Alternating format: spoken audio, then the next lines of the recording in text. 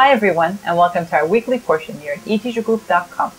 This week's portion is in fact two portions, Nitzavim and Vayelech, and can be found in the book of Deuteronomy, from chapter 29, verse 9, to chapter 31, verse 30. Let us open the Torah scroll and meet our portion. אתם ניצבים היום כולכם לפני אדוני אלוהיכם, ראשיכם שבטיכם, זקניכם ושוטריכם, כל איש ישראל.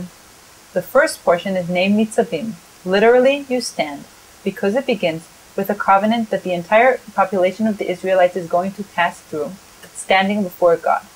The second portion is named Vayelech, literally and he went, because it begins with words that Moses brings to the Israelites. Let us understand the first verse together. Atem, you are. Nitzavim, standing.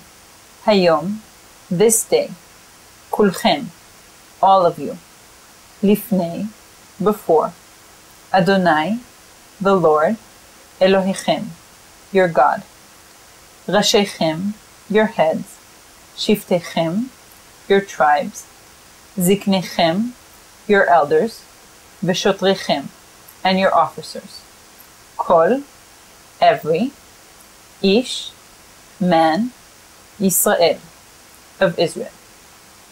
The first portion, Nitzavim, begins with the covenant that God makes with the Israelites, a covenant which will be not only for those standing before him, but for all the generations to come as well.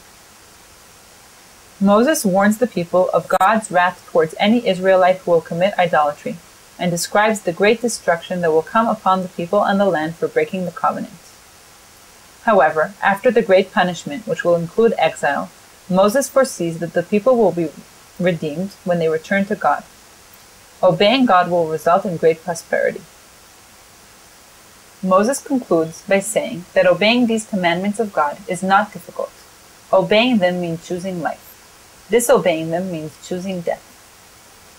The second portion, Vayelech, begins with Moses speaking to the people of Israel, explaining that at the age of 120, his days as leader are near their end, both because of his age and because of God's decree that he should not enter the land of Canaan.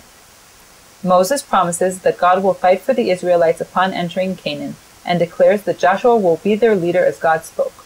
Moses calls Joshua before him in front of all the people and blesses him. Moses then writes down the Torah and gives it to the priests. He commands that it be read to the Israelites every 7 years during the festival of booths. This way, obeying the Torah will be something that passes on from generation to generation. Since Moses is nearing the end of his life, God commands him to summon Joshua to the tent of meeting. God tells Joshua and Moses of the insolence towards God with which the people will behave after Moses' death, and commands Joshua and Moses to write the Song of Ha'azinu, next week's portion, as a reminder of God for the people. Moses commands the priests to take the Torah he has written and save it as a witness, because he knows that the people will sin after his death. Thanks for joining us for this week's portion. We hope to see you again next week. Have a great week.